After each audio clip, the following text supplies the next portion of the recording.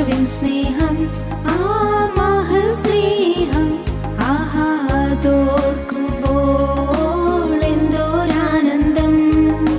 യേശുവിൻ സ്നേഹം ആ മഹൽ സ്നേഹം ആഹാദോർക്കുമ്പോൾ എന്തോരാനന്ദം. അബ്രഹാമിൻ ദൈവം ഏലിയാവിൻ ദൈവം ഈ പാപിയാകും എന്നെയുമേ തേടി വന്ന സ്നേഹം. അബ്രഹാമിൻ ദൈവം ഏലിയാവിൻ ദൈവം ഈ പാപിയാകും എന്നെയുമേ തേടി വന്ന സ്നേഹം.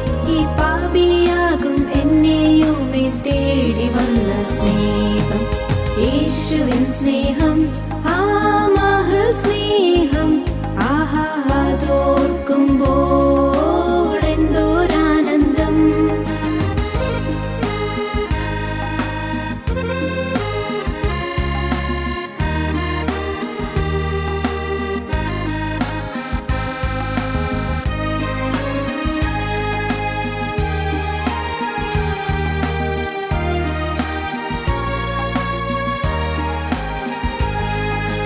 ഗോൽഗോഥാവിൻ മുകളിൽ സർവ്വലോക പാപ പരിഹാരമായി തൂങ്ങി മരിച്ചുയർത്തോരു സ്നേഹം.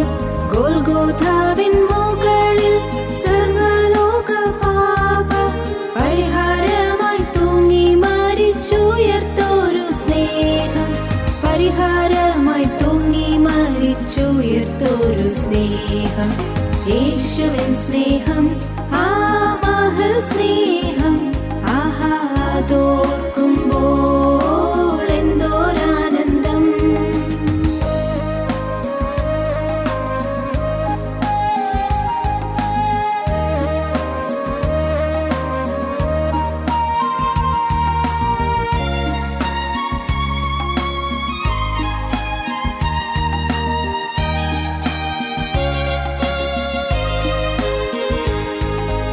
മശിഹയായി വന്നു മരണത്തെ ജയിച്ചു മനുഷ്യരെ മുറ്റും മാറ്റും ആ മഹൽ സ്നേഹം.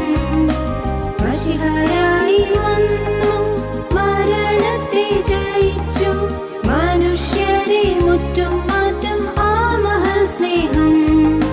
മനുഷ്യരെ മുറ്റും മാറ്റും ആ മഹൽ സ്നേഹം. യേശുവിൻ സ്നേഹം ആ മഹൽ സ്നേഹം ആഹാദോർക്കുമ്പോൾ എന്തോരാനന്ദം. യേശുവിൻ സ്നേഹം ആ മഹൽ സ്നേഹം ആഹാദോർക്കുമ്പോൾ എന്തോരാനന്ദം. ഞങ്ങളും ക്രൂശിക്കപ്പെട്ട ക്രിസ്തുവിനെ പ്രസംഗിക്കുന്നു. ദൈവ തിരുനാമത്തിന് മഹത്വം ഉണ്ടാകട്ടെ. യഹോവയുടെ ആലയത്തിലേക്ക് നമുക്ക് പോകാം എന്ന് അവരെന്നോട് പറഞ്ഞപ്പോൾ ഞാൻ സന്തോഷിച്ചെന്നാണ് ദാവീദ് പറയുന്നത്. ദൈവസന്നിധിയിലേക്ക് എത്തിച്ചേരുന്നത് ഭാഗ്യമാണ്. ദൈവസന്നിധിയിൽ എത്തിച്ചേർന്ന് ദൈവ ശബ്ദം കേൾക്കുന്നത് ഭാഗ്യമാണ്. യഹോവയുടെ ആലയത്തിലേക്ക് നമുക്ക് പോകാമെന്ന് അവരെന്നോട് പറഞ്ഞപ്പോൾ ഞാൻ സന്തോഷിച്ചു. വീണ്ടും ദാവീദ് പറയുന്നു, നിൻ്റെ ദാസന് നിൻ്റെ ശക്തി തന്ന് നിൻ്റെ ദാസിയുടെ പുത്രനെ രക്ഷിക്കണമേ. എന്നെ പയക്കുന്നവർ കണ്ട് ലജ്ജിക്കേണ്ടതിന്, എന്നെ പയക്കുന്നവർ കണ്ട് ലജ്ജിക്കേണ്ടതിന് എനിക്ക് നന്മയ്ക്കായി ഒരടയാളം തരണമേ. നന്മയ്ക്കായി ഒരടയാളം ലഭിക്കണമെന്നാണ് നാം ആഗ്രഹിക്കുന്നത്. നന്മയ്ക്കായുള്ളൊരു അടയാളം ലഭിക്കണമെന്ന് ആഗ്രഹിച്ചാണ് നാം വചനം കേൾക്കുന്നത്. മറഞ്ഞിരിക്കുന്ന തെറ്റുകളെ പോക്കി എന്നെ മോചിക്കണമേ. സ്വമേധ പാപങ്ങളെ കയറ്റി അടിയനെ കാക്കണമേ. അവ എൻ്റെ മേൽ വാഴരുതേ. എന്നാൽ ഞാൻ നിഷ്കളങ്കനും മഹാപാതകരഹിതനുമായിരിക്കും. എൻ്റെ പാറയും എൻ്റെ വീണ്ടെടുപ്പുകാരനുമായ യഹോവേ, എൻ്റെ വായിലെ വാക്കുകളും എൻ്റെ ഹൃദയത്തിലെ ധ്യാനവും നിനക്ക് പ്രസാദമായിരിക്കുമാറാകട്ടെ എന്ന് ദാവീദ് വീണ്ടും പ്രാർത്ഥിച്ചു. എൻ്റെ വായിലെ വാക്കുകളും എൻ്റെ ഹൃദയത്തിലെ ധ്യാനവും ദൈവത്തിന് പ്രസാദകരമായിരിക്കട്ടെ എന്ന്. ഞങ്ങൾക്കല്ല യഹോവേ, ഞങ്ങൾക്കല്ല, നിന്റെ ദയയും വിശ്വസ്തയും നിമിത്തം നിന്റെ നാമത്തിന് തന്നെ മഹത്വം വരുത്തണമേ എന്ന് ദാവീദ് പ്രാർത്ഥിച്ചു. മഹത്വം യഹോവയ്ക്ക്, മഹത്വം നിത്യനായ ദൈവത്തിന്, മഹത്വം കർത്താവായ യേശുക്രിസ്തുവിന്.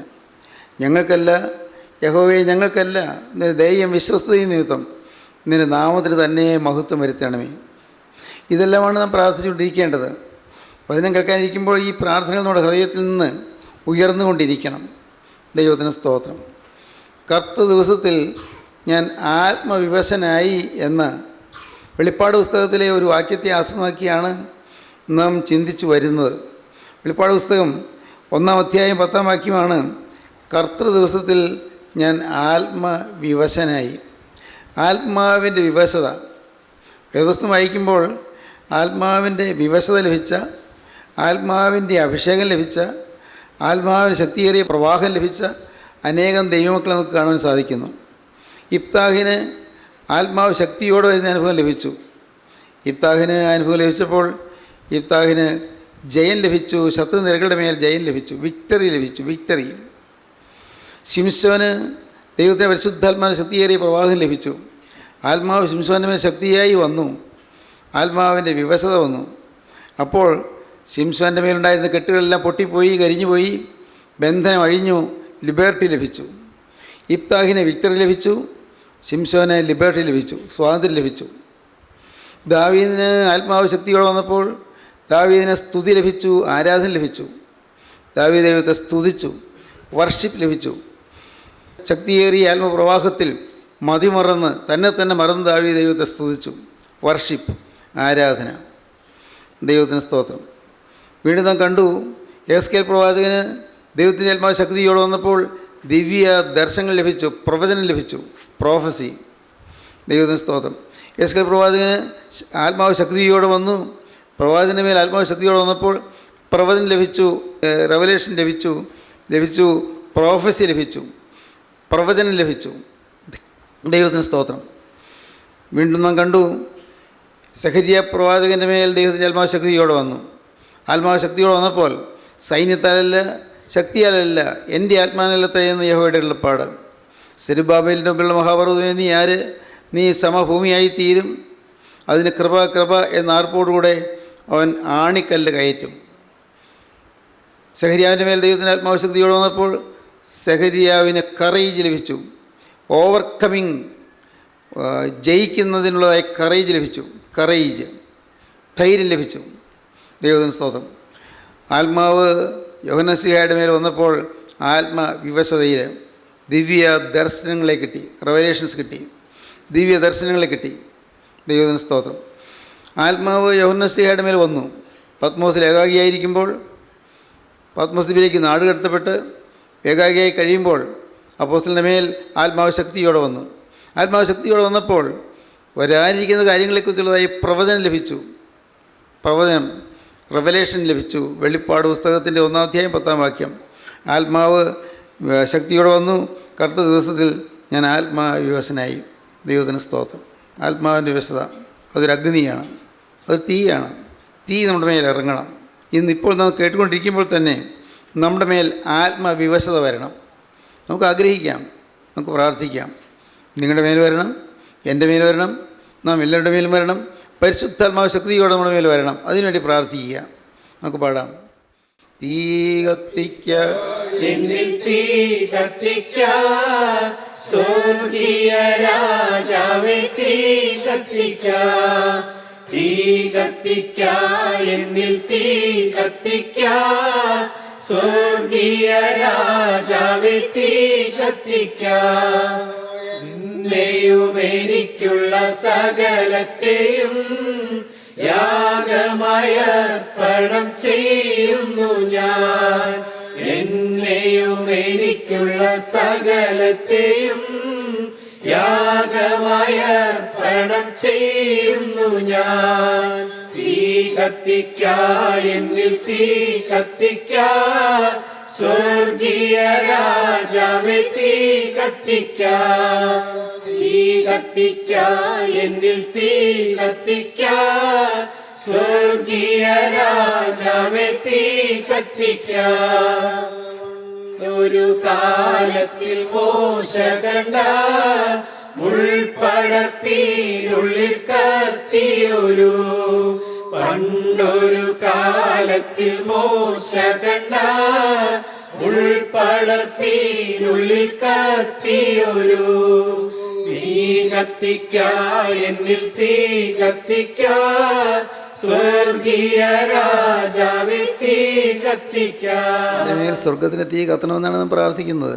തീ കത്തുന്നു നമ്മുടെ ഉള്ളത്തിൽ, ഹൃദയത്തിൽ തീ കത്തുന്നു. എൻ്റെ ഉള്ളിൽ ഹൃദയത്തിന് ചൂട് പിടിച്ചു, അപ്പോൾ ഞാൻ നാവെടുത്ത് സംസാരിച്ചു എന്ന് സംഘത്തിൽക്കാരൻ പറയുന്നുണ്ട്. ഉള്ളിൽ ചൂട് പിടിക്കുമ്പോഴാണ് നാവെടുത്ത് സംസാരിക്കാവൂ. ഉള്ളിൽ ചൂട് പിടിക്കാതെ ഞാൻ സംസാരിക്കുന്നതിൽ അർത്ഥമില്ല. എൻ്റെ ഉള്ളിൽ ഹൃദയത്തിന് ചൂട് പിടിച്ചു, അപ്പോൾ ഞാൻ നാവെടുത്ത് സംസാരിച്ചു. ഹൃദയം കത്തണം. അതാണ്, നീ അവനോട് സംസാരിച്ചു കൊണ്ടിരുന്നപ്പോൾ എൻ്റെ ഹൃദയം കത്തിക്കൊണ്ടിരുന്നില്ലയോ, അവൻ നമ്മോട് സംസാരിച്ചു കൊണ്ടിരുന്നപ്പോൾ നമ്മുടെ ഹൃദയം കത്തിക്കൊണ്ടിരുന്നില്ലയോ എന്ന് എമ്മൂസിലേക്ക് പോയ ശിഷ്യന്മാർ പറഞ്ഞു. ക്രിസ്തു സംസാരിക്കുമ്പോൾ നമ്മുടെ ഉള്ളം കത്തും. ഉള്ളം കത്തുമ്പോൾ നമ്മുടെ എല്ലാ ആവലാധികളും മാഞ്ഞു പോകും, എല്ലാം കത്തിപ്പോകും. നമ്മുടെ പ്രശ്നങ്ങൾ മാഞ്ഞു പോകും. നമ്മുടെ ഓരോരുത്തരും ജീവിതത്തിൽ പ്രശ്നങ്ങളുണ്ടല്ലോ, ഓരോരുത്തരും ജീവിതത്തിൽ പ്രതിസന്ധികളുണ്ടല്ലോ. എന്തുമാത്രം നമുക്ക് പലർക്കും ചുമക്കാൻ വയ്യാത്തത്ര ചുമടുകൾ നമുക്കുണ്ട്, അത്രയേറെ ഭാരങ്ങൾ നമുക്കുണ്ട്. പക്ഷേ എല്ലാം കത്തിപ്പോകും. യോഹന്നാൻ ശ്ലീഹായുടെ ഉള്ളിൽ ആത്മാവ് ശക്തിയോടെ വന്നു. ഏകാന്തതയിൽ ആരോരും ഇല്ലാതിരിക്കുമ്പോൾ, ഒറ്റപ്പെട്ടനായിരിക്കുമ്പോൾ, തീവ്രമായ വേദന ഉള്ളിൽ അനുഭവിച്ചുകൊണ്ടിരിക്കുമ്പോൾ, അപ്പോൾ പഴയകാല സംഭവങ്ങളെല്ലാം ഓർത്തുകൊണ്ട് പത്മോസ് ദ്വീപിൽ ഇരിക്കുമ്പോൾ, അപ്പോൾ പെട്ടെന്നാണ് സംഭവിച്ചത്. ആത്മാവ് ശക്തിയോടെ വന്നു, ആത്മവിവശത വന്നു. ദൈവത്തിന് സ്തോത്രം. നമുക്ക് വായിക്കാം 10-ാം വാക്യം മുതൽ. കർത്തൃദിവസത്തിൽ ഞാൻ ആത്മവിവശനായി, നീ കാണുന്നത് ഒരു പുസ്തകത്തിലെഴുതി എഫേസോസ്, മുർന്ന, പെർഗമോസ്, തുയത്തൈര, സർദീസ്, ഫിലദൽഫ്യ, ലവോദീക്ക എന്ന 7 സഭകൾക്കും അയക്കുക എന്നിങ്ങനെ കാഹളത്തിനൊത്ത ഒരു മഹാനാദം എൻ്റെ പുറകിൽ കേട്ടു. ആത്മവിവശത വന്നപ്പോൾ കാഹളത്തിനൊത്ത ഒരു മഹാനാദം പിറകിൽ കേട്ടു. സ്തോത്രം. ഒരു വലിയൊരു ശബ്ദം പിറകിൽ കേട്ടു, മഹാനാദം. ആ ശബ്ദം കേട്ടപ്പോൾ തന്നെ ഉള്ള് സന്തോഷിച്ചു, ഉള്ളം നിറഞ്ഞു, ആനന്ദവിവശനായി തീർന്നു, ആനന്ദപരവശനായി തീർന്നു. കാഹളത്തിനൊത്തൊരു മഹാനാദം കേട്ടു. ദൈവത്തിൻ്റെ കൃപയാൽ പരിശുദ്ധാത്മാവ് തമ്മിൽ വരുമ്പോൾ നമുക്ക് വചനം കേൾക്കാനിടയാകും. ആത്മാവിൻ്റെ കൃപയാണ് വചനം. വചനം കേൾക്കാൻ ഇടയാകുന്നൊരു കൃപയാണ്. വചനം കേൾക്കാൻ നമുക്ക് സാധിക്കുന്നതൊരു ഭാഗ്യവുമാണ്. ദൈവത്തിൻ്റെ പരിശുദ്ധാത്മാവിൻ്റെ ശബ്ദം കേൾക്കാനിടയാകുന്നത് എന്തോ ഒരു മഹാഭാഗ്യം. സ്വർഗത്തിൻ്റെ ആലോചന ഈ ഭൂമിയിൽ മുഴങ്ങുന്നത് കേൾക്കാനിടയാകുന്ന എന്തൊരു മഹാഭാഗ്യം. സ്വർഗത്തിലെ കാര്യാലോചനാ സഭയിലെ നിരൂപണ വിഷയങ്ങൾ ഈ ഭൂമിയിൽ മനുഷ്യനാവിൽ കൂടി പ്രസ്താവിക്കപ്പെടുക എന്നുള്ളതൊരു മഹാഭാഗ്യം, നിസ്സാരമല്ല. വലിയൊരു മഹാഭാഗ്യ പദവിയാണത്. നാം ആ മഹാഭാഗ്യ പദവിയിലാണ് ഇപ്പോൾ ഇരിക്കുന്നത്, നാം ഓരോരുത്തരും. ഇപ്പോൾ ഇവിടെ ഇരിക്കുന്ന നിങ്ങൾ മാത്രമല്ല, അങ്ങ് ദൂരെ ഇരുന്നുകൊണ്ട് ഈ വാക്കുകളെ കേൾക്കുന്ന കാണുന്ന ഓരോരുത്തർക്കും ഈ ഭാഗ്യം ലഭിക്കുകയാണിപ്പോൾ. ആത്മാവിൻ്റെ വിവശത വന്നപ്പോൾ ശബ്ദം കേട്ടു, ദൈവശബ്ദം കേട്ടു. ദൈവശബ്ദം കേൾക്കുക. നീ കാണുന്നത് ഒരു പുസ്തകത്തിൽ എഴുതുക എന്ന ശബ്ദമാണ് കേട്ടത്. നീ കാണുന്നത് ഒരു പുസ്തകത്തിൽ എഴുതുക. ഒരു ശുശ്രൂഷ പരമേൽപ്പിക്കുകയാണ്. വചനം ലഭിക്കുന്നു, വചനത്തോട് ചേർന്ന് ശുശ്രൂഷ പരമേൽപ്പിക്കുന്നു. നീ എഴുതി വയ്ക്കുക, ഒരു പുസ്തകത്തിൽ നീ എഴുതി വയ്ക്കുക. നീ കാണുന്നത് ഒരു പുസ്തകത്തിൽ എഴുതി വയ്ക്കുക. ഇങ്ങനെയൊരു ശബ്ദമാണ് കേട്ടത്. ദൈവശബ്ദം കേട്ടു. ആരെയും കാണുന്നില്ല, പക്ഷെ ശബ്ദം കേട്ടു. പിറകിൽ നിന്നൊരു ശബ്ദം കേട്ടു. നീ കാണുന്നത് എഴുതി വയ്ക്കാം. എന്തോ കാണാൻ പോകുന്നുണ്ട്, എന്തോ കാണിച്ചു കൊടുക്കാൻ പോകുന്നുണ്ട്. നിത്യനായ ദൈവം തൻ്റെ ദാസന് എന്തോ വിലപ്പെട്ട കാര്യങ്ങൾ കാണിച്ചു കൊടുക്കാൻ പോകുന്നുണ്ട്. നീ കാണുന്നത് ഒരു പുസ്തകത്തിൽ എഴുതി വയ്ക്കുക. തുടർന്ന് വായിക്കുമ്പോൾ നമുക്ക് കാണുന്നത് ഇപ്പോഴുള്ളത്, കഴിഞ്ഞു പോയത്, വരാനുള്ളത്, വർത്തമാനകാലം, ഭൂതകാലം, ഭാവി കാലം. നീ കാണുന്നത് അത് ഇപ്പോഴുള്ളത് നീ കാണും, കഴിഞ്ഞ കാലങ്ങൾ നീ കാണും, വരാനുള്ള കാര്യങ്ങൾ കാണും, നിത്യതയോളം നീ കാണാൻ പോകുന്നു. അതെല്ലാം നീ കാണാൻ പോവുകയാണ്. അത് നീ എഴുതി വയ്ക്കുക. നീ കാണുന്നത് ഒരു പുസ്തകത്തിൽ എഴുതി അവർക്ക് 7 സഭകൾക്ക് നീ എഴുതി അയക്കുക. ഒരു പുസ്തകത്തിൽ എഴുതി 7 സഭകൾക്ക്. എഫേസോ സഭയ്ക്ക് എഴുതി അയക്കണം, സ്മുർന്ന സഭയ്ക്ക് എഴുതി അയക്കണം, പെർഗമോ സഭയ്ക്ക് എഴുതി അയക്കണം, തൊയത്തൈര സഭയ്ക്ക് എഴുതി അയക്കണം, സർദി സഭയ്ക്ക് എഴുതി അയക്കണം, ഫിലഡൽഫിയ സഭയ്ക്ക് എഴുതി അയക്കണം, ലവോദിക്ക സഭയ്ക്ക് എഴുതി അയക്കണം. അങ്ങനെ 7 സഭകൾക്ക് നീ എഴുതി അയക്കുക. നീ കാണുന്നത് ഒരു പുസ്തകത്തിൽ എഴുതി വയ്ക്കുക, ഈ 7 സഭകൾക്ക് വായിക്കുക. സഭകൾക്കുള്ള ദൂതാണ് നിന്നെ ഫലമേൽപ്പിക്കുന്നത്. സ്തോത്രം. വലിയൊരു ഭാഗ്യപദവിയാണ്. സഭകൾക്കുള്ള ദൂത് തൻ്റെ വിശ്വസ്തദാസനെ ഫലമേൽപ്പിക്കുകയാണ്. സഭകൾക്കുള്ള ദൂത്. ഞാൻ വിനയപൂർവ്വം നിങ്ങളോട് പറയട്ടെ, നിങ്ങൾ കർത്താവിൻ്റെ വചനം ഏറ്റുവാങ്ങി അനേകർക്ക് കൊടുക്കാൻ നിങ്ങൾ തയ്യാറാകണം. അനേകർക്ക് ഇത് വിതരണം ചെയ്യണം. ദൈവത്തിൻ്റെ വചനം കാണുന്നത്, നീ കേൾക്കുന്നത്, നീ അനുഭവിക്കുന്നത്. യോഹന്നാൻ ലേഖനത്തിൽ പറയും, എന്താണെന്നറിയാമോ? ഒന്നാമത്തെ ലേഖനത്തിൽ, യോഹന്നാൻ്റെ ഒന്നാമത്തെ ലേഖനത്തിൽ അപ്പോസ്തലൻ പറയുന്നുണ്ട്, ഞങ്ങൾ കണ്ടതും. വായിക്കാം, ഒന്നാമത്തെ ലേഖനം 1-ാം അധ്യായം വായിക്കാം. ആദ്യം മുതലുള്ളതും ഞങ്ങൾ കേട്ടതും സ്വന്തം കണ്ണുകൊണ്ട് കണ്ടതും ഞങ്ങൾ നോക്കിയതും ഞങ്ങളുടെ കൈ തൊട്ടതുമായ ജീവന്റെ വചനം. എന്താണ് ജീവന്റെ വചനം? ഒന്ന് വായിക്കൂ, ശ്രദ്ധിക്കൂ. ആദ്യം മുതലുള്ളതാണ് ഞങ്ങൾ ഈ പറയുന്ന വചനം. ആദ്യം മുതലുള്ളതും ഞങ്ങൾ കേട്ടതും സ്വന്തം കണ്ണുകൊണ്ട് കണ്ടതും ഞങ്ങൾ നോക്കിയതും ഞങ്ങളുടെ കൈ തൊട്ടതുമായ ജീവന്റെ വചനം. ദൈവത്തിന് സ്തോത്രം. ആദ്യം മുതലുള്ളതാണ് ഈ വചനം. ദൈവത്തിന് സ്തോത്രം. ആദ്യം മുതലുള്ളതും ഞങ്ങൾ കേട്ടതും സ്വന്തം കണ്ണുകൊണ്ട് കണ്ടതും ഞങ്ങൾ നോക്കിയതും ഞങ്ങളുടെ കൈ തൊട്ടതുമായ ജീവൻ്റെ വചനം. ഈ വചനം എങ്ങനെ കൈ തൊടുന്നത്? വചനം സ്പർശിച്ചു. വചനം പരിശുദ്ധാത്മാവാണ്. പരിശുദ്ധാത്മാവിൻ്റെ സ്പർശനം ലഭിച്ചു. പരിശുദ്ധാത്മാവ് തൊടുന്നത് അനുഭവിച്ചു. സ്നേഹിതരെ, ഇത് ഈ ഭൂമിയിൽ വെച്ച് നമുക്ക് അനുഭവിക്കണം. നമ്മുടെ ഈ ജീവിതത്തിൽ, ഈ ഭൗതിക ജീവിതകാലത്ത് ഈ കാര്യം ആദ്യം മുതലുള്ളതും ഞങ്ങൾ കേട്ടതും സ്വന്തം കണ്ണുകൊണ്ട് കണ്ടതും ഞങ്ങൾ നോക്കിയതും ഞങ്ങളുടെ കൈ തൊട്ടതുമായ ജീവൻ്റെ വചനം സംബന്ധിച്ച്, ജീവൻ്റെ വചനം അപ്പോസ്തലൻ തൊട്ടതാണ്. പരിശുദ്ധാത്മാവിൻ്റെ ആവേശം, പരിശുദ്ധാത്മാവ് ആവസിച്ചതാണ്. പരിശുദ്ധാത്മാവിന് നിറവ് ലഭിച്ചതാണ്. പരിശുദ്ധാത്മാവിൻ്റെ നിറവ് ലഭിക്കുക എന്നുള്ളത് ഒരു മഹാഭാഗ്യമാണ്. പരിശുദ്ധാത്മാവിന് നിറവിൽ വചനം ലഭിക്കുക എന്നുള്ളത് മഹാഭാഗ്യമാണ്. പരിശുദ്ധാത്മാവിന് നിറവിൽ വചനം പറയാൻ ഇടയാകുന്ന മഹാഭാഗ്യമാണ്. പരിശുദ്ധാത്മാവിൻ്റെ നിറവ്, ആ അനുഭവമാണ് അപ്പോസ്തലൻ ഇപ്പോൾ വീണ്ടും കേൾക്കുന്നത്.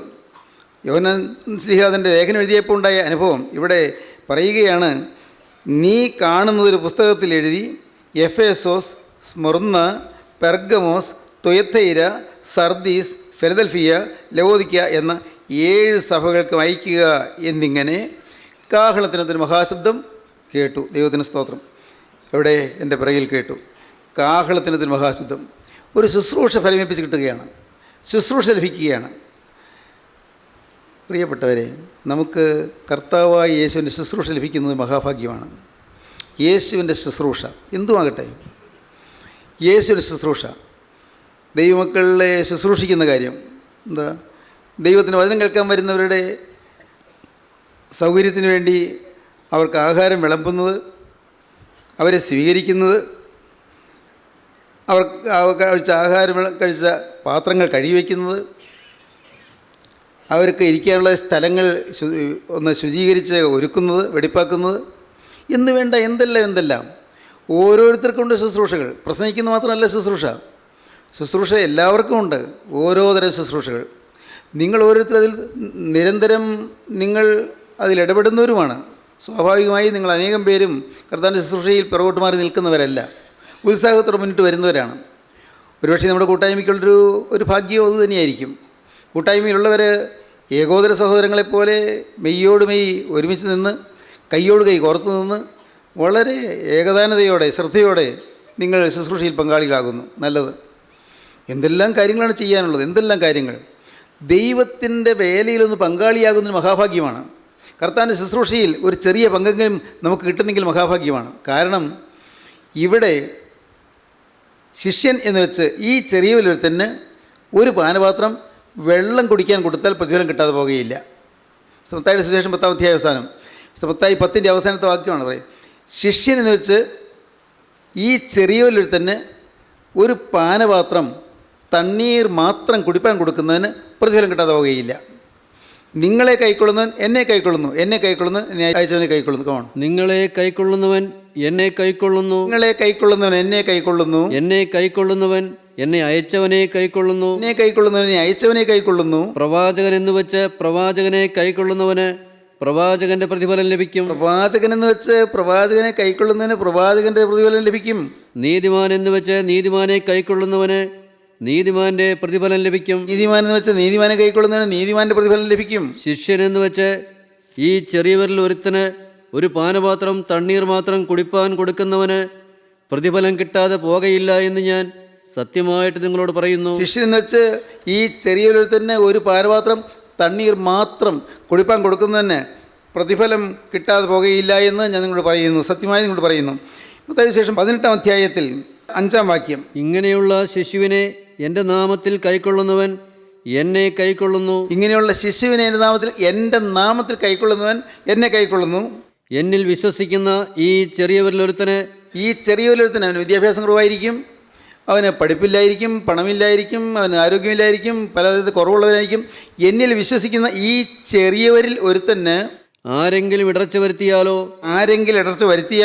അവൻ്റെ കഴുത്തിൽ വലിയൊരു തിരിക്കല്ല് കെട്ടി അവനെ സമുദ്രത്തിൻ്റെ ആഴത്തിൽ താഴ്ത്തിക്കളയുന്നത് അവന് നന്ന്. കാര്യം ഗൗരവമല്ലേ? ആരെങ്കിലും ഒരു ദൈവ വൈതലിന്, ദൈവദാസനോ ദൈവദാസിക്കോ, യേശുക്രിസ്തുവിന്റെ നാമത്തിൽ നിൽക്കുന്ന ഒരു ദൈവദാസന് അല്ലെങ്കിൽ ദൈവദാസിക്ക് ആരെങ്കിലും ഇടർച്ച വരുത്തിയാലോ അവൻ്റെ കഴുത്തിൽ വലിയൊരു തിരിക്കല്ല് കെട്ടി അവനെ സമുദ്രത്തിൻ്റെ ആഴത്തിൽ താഴ്ത്തി കളയുന്നത് അവന് നന്ന്. അത്ര ഭയാനകമായ ശിക്ഷയാണ് വരാൻ പോകുന്നത്. ദൈവമക്കളെ തുച്ഛീകരിക്കരുത്, ദൈവമക്കളെ പരിഹസിക്കരുത്, ആരെയും പരിഹസിക്കരുത്. ദൈവത്തിൻ്റെ വേലക്കാരെ ചെറുതാക്കി കാണരുത്, ദൈവത്തിൻ്റെ വേലക്കാരെ അവമാനിക്കരുത്, ദൈവത്തിൻ്റെ വേലക്കാരെ കളിയാക്കരുത്, അവരെ കാഴ്ചവസ്തുവാക്കരുത്, നിങ്ങൾ കളിയാക്കാനുള്ള ഒരു കളിപ്പാട്ടമാക്കി മാറ്റരുത്. ദൈവത്തിന് സ്തോത്രം. അവരൊന്നും പറയില്ലായിരിക്കും, അവരൊന്നും പറയാൻ കെൽപ്പില്ലാത്തവരുമായിരിക്കും, പറയാൻ കെൽപ്പുണ്ടെങ്കിലും മിണ്ടുകയില്ലായിരിക്കും, ശരി. പക്ഷേ സൂക്ഷിക്കണം. ദൈവത്തിന് സ്തോത്രം. ദൈവത്തിൻ്റെ വലിയ നാമം മഹത്വപ്പെടട്ടെ. പ്രിയപ്പെട്ടവരെ, ദൈവത്തിൻ്റെ മക്കളെ ദൈവത്തിൻ്റെ വധശുശ്രൂഷയ്ക്ക് വേണ്ടി വിളിച്ചിട്ട് വേണ്ട എന്ന് പറയുന്നത് അപായകരമാണ്, അപകടകരമാണ്. വധശുശ്രൂഷ മുടക്കുന്നത് അപകടകരമാണ്.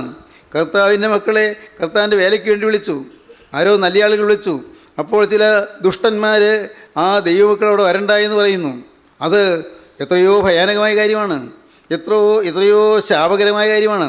നോക്കൂ, എന്നിൽ വിശ്വസിക്കുന്ന ഈ ചെറിയൊരുത്തന് ആരെങ്കിലും ഇടർച്ച വരുത്തിയാലോ, വായിക്കൂ, അവൻ്റെ കഴുത്തിൽ വലിയൊരു തിരിക്കല്ല് കെട്ടി അവനെ സമുദ്രത്തിൻ്റെ ആഴത്തിൽ താഴ്ത്തിക്കളയുന്നത് അവന് നന്ന്. ഇടർച്ച ഹേതുവായി ലോകത്തിന് അയ്യോ കഷ്ടം. ഇടർച്ച വരുന്നത് ആവശ്യം തന്നെ, എങ്കിലും ഇടർച്ച വരുത്തുന്ന മനുഷ്യന് അയ്യോ കഷ്ടം. ഇടർച്ച വരുത്തുന്ന മനുഷ്യന് അയ്യോ കഷ്ടം. ഇടർച്ച വരുത്തരുത്. ദൈവവചനത്തിന് പോകുന്നവരെ തടയരുത്, ദൈവവചനം കേൾക്കാൻ പോകുന്നവരെ തടയരുത്. ഇത് നിങ്ങൾ പലരും പോയിട്ട് എന്ത് ഗുണമെന്ന് ചോദിക്കരുത്. ഗുണമുണ്ടെങ്കിൽ അവർക്ക് കൊള്ളാം, ഇല്ലെങ്കിൽ അവർക്ക് തന്നെ ദോഷം. അതുകൊണ്ട് കൂട്ടായ്മയെ പഴി പറയരുത്, കൂട്ടായ്മയെ കുറ്റം പറയരുത്. ഇത് കൂട്ടായ്മയിൽ പോകുന്ന ചിലരൊന്നും ശരിയായിട്ട് ജീവിക്കുന്നില്ലല്ലോ എന്ന് പറയരുത്. ജീവിക്കുന്നില്ല, അവന് ദോഷം. പ്രിയപ്പെട്ടവരെ, മറ്റുള്ളവർ ജീവിക്കുന്നത് നിങ്ങൾ നോക്കണ്ട, നിങ്ങൾക്ക് വചനം കിട്ടുന്നത് നോക്കിയാൽ മതി. ഒരിക്കലും ഇടർച്ച വരുത്തരുത്. തനിയല്ല, വായിക്കാം അടുത്ത്. നിന്റെ കയ്യോ കാലോ നിനക്ക് ഇടർച്ചയായാൽ അതിനെ വെട്ടി എറിഞ്ഞുകളക. 2 കൈയും 2 കാലും ഉള്ളവനായി നിത്യാഗ്നിയിൽ വീഴുന്നതിനേക്കാൾ അംഗഹീനനായിട്ടോ മുടന്തനായിട്ടോ ജീവനിൽ കടക്കുന്നത് നിനക്ക് നന്ന്. ദൈവമേ, എന്താണ് പറയുന്നത്? വളരെ കർക്കശമായിട്ടാണ് കർത്താവ് പറയുന്നത്. നിൻ്റെ കയ്യോ കാലോ നിനക്ക് ഇടർച്ച വരുത്തരുത്, നിൻ്റെ കണ്ണ് നിനക്ക് ഇടർച്ച വരുത്തരുത്. എല്ലാം ദോഷമാണ്. ഒരിക്കലും അവിടത്തിലേക്ക് പോകരുത്. ഇതിനെല്ലാം നാം മറുപടി പറയേണ്ടുന്നൊരു സമയമുണ്ട്, കണക്ക് പറയേണ്ടുന്നൊരു ദിവസമുണ്ട്, കണക്ക് പറയുന്നൊരു ദിവസമുണ്ട്. നാം ഓരോരുത്തരും നമ്മുടെ പ്രവൃത്തികൾക്കടുത്ത് കണക്ക് പറയേണ്ടി വരും. മനുഷ്യ പറയുന്ന ഏത് നിസ്സാരവാക്യനും ന്യായ ദിവസത്തിൽ കണക്ക് ബോധിപ്പിക്കേണ്ടി വരും. മത്തായി 12:36. മനുഷ്യ പറയുന്ന ഏത് നിസ്സാരവാക്യനും ന്യായ ദിവസത്തിൽ കണക്ക് ബോധിപ്പിക്കേണ്ടി വരും. ഓരോ ചെറിയ ചെറിയ വാക്കുകളാണ് പറയുന്നത്. പക്ഷേ സൂക്ഷിക്കണം, മനുഷ്യ പറയുന്ന ഏത് നിസ്സാരവാക്യനും ന്യായവിധി ദിവസത്തിൽ കണക്ക് ബോധിപ്പിക്കേണ്ടി വരും. ദൈവത്തിന് സ്തോത്രം. വീണ്ടും വായിക്കാം 10-ാം വാക്യം. ഈ ചെറിയവരിൽ ഒരുത്തനെ തുച്ഛീകരിക്കാതിരിപ്പാൻ സൂക്ഷിച്ചുകൊള്ളുവീൻ. ഈ ചെറിയവരിൽ ഒരുത്തന്നെ എന്ന് വെച്ചാൽ എന്നിൽ വിശ്വസിക്കുന്ന ഈ ചെറിയവരിൽ ഒരുത്തനെ. ആദ്യം പറഞ്ഞതുപോലെ ഞാൻ വീണ്ടും പറയട്ടെ, വിദ്യാഭ്യാസമില്ലായിരിക്കാം, ആരോഗ്യമില്ലായിരിക്കാം, പണമില്ലായിരിക്കാം, സമ്പത്തില്ലായിരിക്കാം, വലിയ വീടില്ലായിരിക്കാം, വലിയ ആഡംബര പ്രൗഢികളൊന്നുമില്ലായിരിക്കാം. പക്ഷേ ഈ ചെറിയൊരുത്തൻ എന്നിൽ വിശ്വസിക്കുന്നതിനാണ്. എന്നിൽ വിശ്വസിക്കുന്ന ഈ ചെറിയൊരുത്തനെ തുച്ഛീകരിക്കാതിരിക്കാൻ സൂക്ഷിച്ചുകൊള്ളുവീൻ. കമോൺ.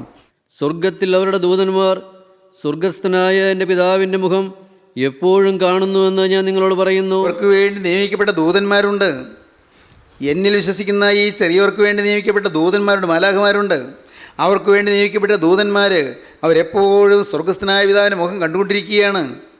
ഇവർക്ക് വേണ്ടി സ്വർഗസ്ഥനായ പിതാവിൻ്റെ മുമ്പിൽ മുഖം കണ്ടുകൊണ്ടിരിക്കുന്നു എന്ന് പറഞ്ഞാൽ എത്രയോ ഗൗരവമേറിയ കാര്യമാണ്. നിത്യനായ പിതാവിൻ്റെ തിരുസന്നിധിയിൽ നിന്ന് ദൈവമുഖം കണ്ടുകൊണ്ടിരിക്കുന്നു ദൂതൻ, മാലാഖമാർ. ആർക്ക് വേണ്ടി? ഈ ചെറിയൊരുത്തിന് വേണ്ടി. അതുകൊണ്ട് ചെറിയൊരുത്തിനെ തുച്ഛീകരിക്കാൻ സൂക്ഷിച്ചുകൊള്ളുവീൻ. വീണ്ടും, ഒരു മനുഷ്യന് 100 ആടുണ്ട് എന്നിരിക്കട്ടെ, അവയിലൊന്ന് തെറ്റി ഉഴന്നുപോയാൽ 99നെയും വിട്ടേച്ച് തെറ്റിപ്പോയതിനെ മലകളിൽ ചെന്ന് തിരയുന്നില്ലയോ? അതിനെ കണ്ടെത്തിയാൽ തെറ്റിപ്പോകാത്ത 99-ലും അതിനെക്കുറിച്ച് സന്തോഷിക്കുമെന്ന് ഞാൻ സത്യമായിട്ട് നിങ്ങളോട് പറയുന്നു. അങ്ങനെ തന്നെ ഈ ചെറിയവരിലൊരുത്തൻ നശിച്ചു പോകുന്നത് സ്വർഗസ്ഥനായ നിങ്ങളുടെ പിതാവിന് ഇഷ്ടമല്ല. ഈ ചെറിയവരിലൊരുത്തൻ നശിച്ചു പോകുന്നത് സ്വർഗസ്ഥനായ പിതാവിന് ഇഷ്ടമല്ല.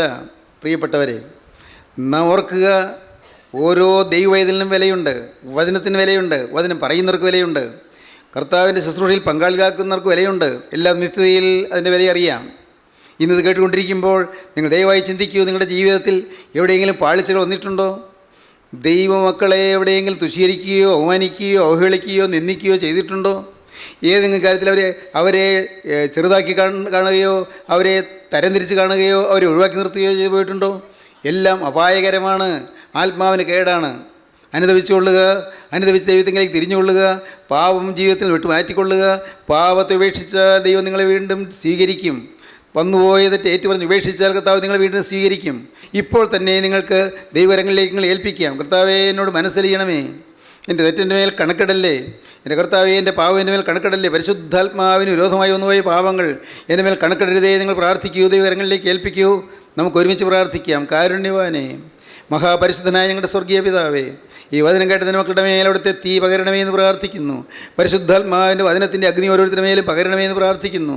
കർത്താവേ, തോന്നുപോയ പാവങ്ങളെ ഓർത്ത് അനുദപിക്കുവാനുള്ളതായ കുറ്റബോധവും പാവബോധവും നൽകി മക്കളെ അനുഗ്രഹിക്കണമെന്ന് പ്രാർത്ഥിക്കുന്നു. എല്ലാവരെയും തൃക്കരങ്ങളിലേക്ക് സമർപ്പിക്കുന്നു. തിരുനാമം മഹത്വപ്പെടുത്തണമേ. യേശു ക്രിസ്തുവിൻ്റെ ജയകരമായ നാമത്തിൽ തന്നെ. ആമീൻ.